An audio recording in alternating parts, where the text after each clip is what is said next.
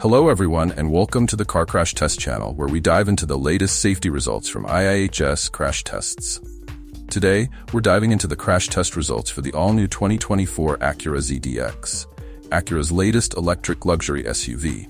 How did it perform in the IIHS safety tests? Let's find out. The Acura ZDX received an acceptable rating in the small overlap front test. This is due to an issue with the passenger dummy's head slipping between the front and side airbags. A good rating has been a requirement for a top safety pick for years, but the ZDX fell short in this area. Acura made important changes to the headlights in models built after September, earning them a good rating. However, earlier models came with poor-rated headlights, which buyers should be aware of when shopping for a ZDX. While not a requirement for the award, seatbelt reminders and latch ease of use are additional features that could influence purchasing decisions, particularly for family drivers.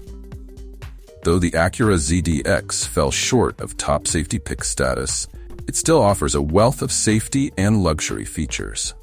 Will Acura make changes to secure a better rating next year? Let us know what you think and subscribe for more updates.